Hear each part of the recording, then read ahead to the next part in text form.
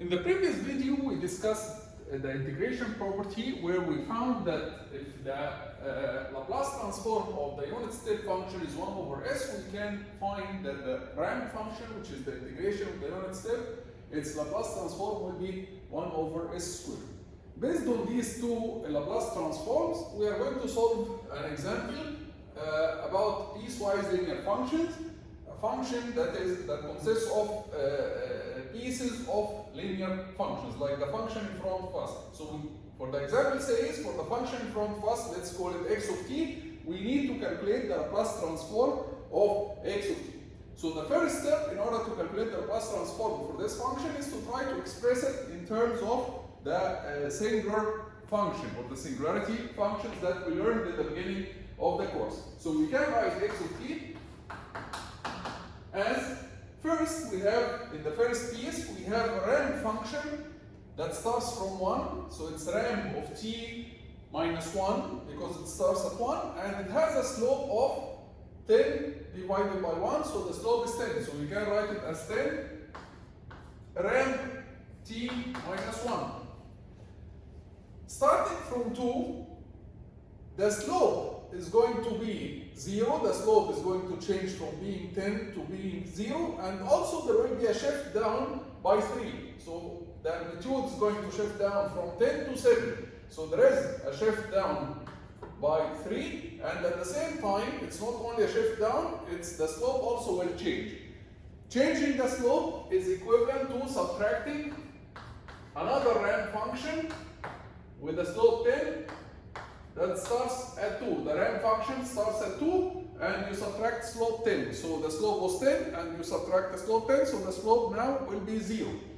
Then this shift in the amplitude, this drop in the amplitude is equivalent to subtracting a unit step. So minus 3 unit step that starts at 2. And then we go like this with the slope 0 and amplitude 7. Suddenly we shift down in the amplitude by 7 and the slope stays 0. So the slope doesn't change. This means we are not going to add or subtract any ramp functions, but there is a drop in the amplitude by 7. This means that we are going to subtract another unit step with amplitude 7, and this unit step starts at 3. So now we wrote x of t. The next step is to do the Laplace transform. So the Laplace transform x of s will be 10 constant.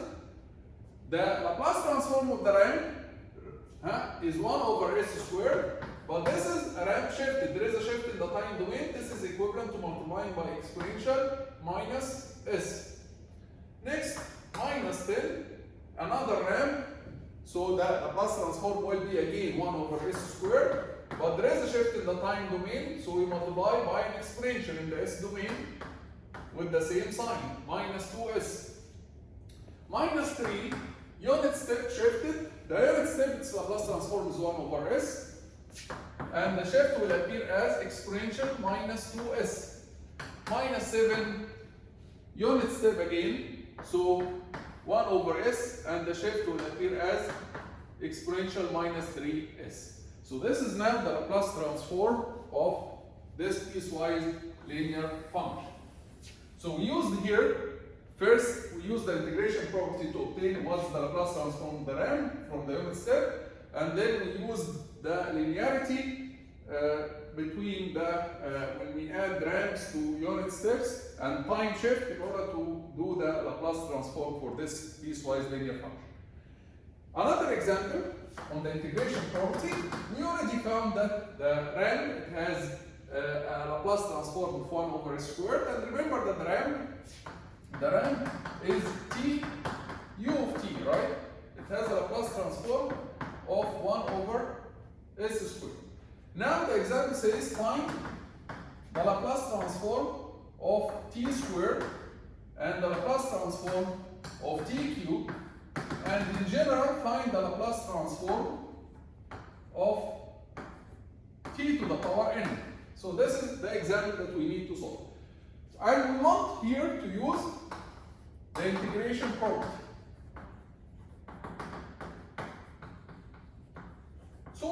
found that t, it has a Laplace transform of 1 over s squared. So what about the integration of t? So if we say the integration from 0 to t, tau d tau. Of course, this is the integration of t, but because we are using t in the limits of integration, we have to change the variable inside the integration to any other name, right? So we use tau here.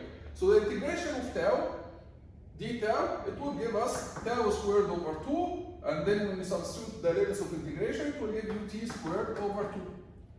So the Laplace transform of this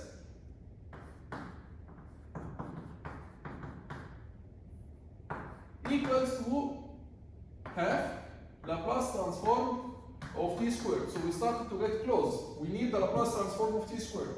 So the Laplace transform of t squared, we can write it as 2. We multiply 2 both sides. 2 multiplied by the Laplace transform of this integration. But this is an integration of t. This is an integration of tau or t, right? So this is an integration of this function. We know that the Laplace transform of this function is 1 over s squared. The Laplace transform of its integration would be 1 over s cubed. So the Laplace transform here of this function is 1 over s cubed and multiplied by 2 outside. This will give us the Laplace transform of t squared. So the Laplace transform of t squared will be 1 over s cubed. We divide this over s, okay, because when we integrate in the time domain, we divide over s in the s domain. But also we have a constant to multiply it. Let's integrate again. So now we know that t squared, it has a Laplace transform of 2 over s cubed. What about the integration of t squared? If we integrate t squared again, so I'll do it here. If we integrate t squared, so integration from 0 tau to t, tau squared d tau. This is the integration of t squared, but we had to change the variable inside because we have t in the limits of integration. This will give us t cubed over 3. So the Laplace transform of this side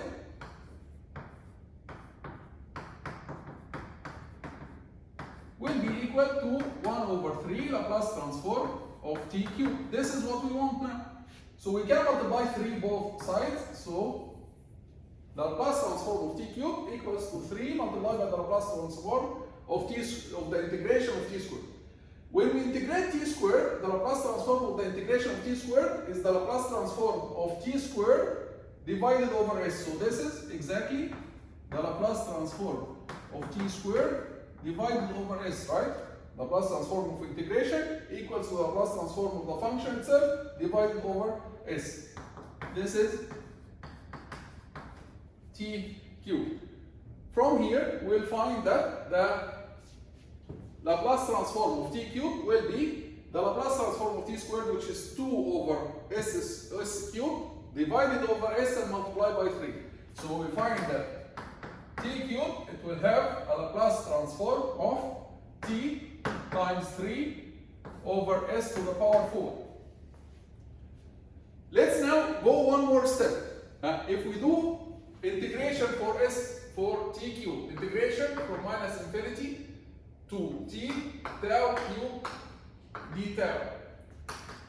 This will give us t to the power 4 over 4, right? So the Laplace transform of this side equals to the Laplace transform of this side, which means that the Laplace transform of t to the power 4 will be equal to 4 multiplied by the Laplace transform of this integration. Integration of t cubed, right? And the Laplace transform of the integration of t cubed equals to the Laplace transform of t cubed itself divided over s equals to the Laplace transform of t to the power 4. From here we find that the Laplace transform of t to the power 4 will be equal to Laplace transform of t to the power 3, which is 2 times 3 over s to the power 5, and we are going to multiply by 4 here, so it's going to give us something like this. If you keep going, you will find that the Laplace transform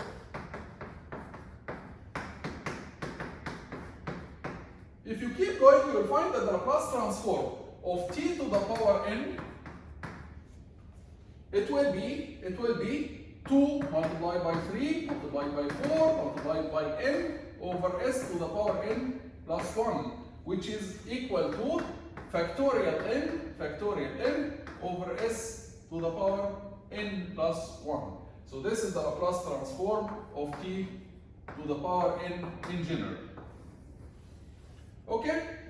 So we use here the integration property to obtain the Laplace transform of t squared, t cubed, t to the power 4, and in general t to the power n. We'll stop this video here, and in the next video we are going to discuss a new property.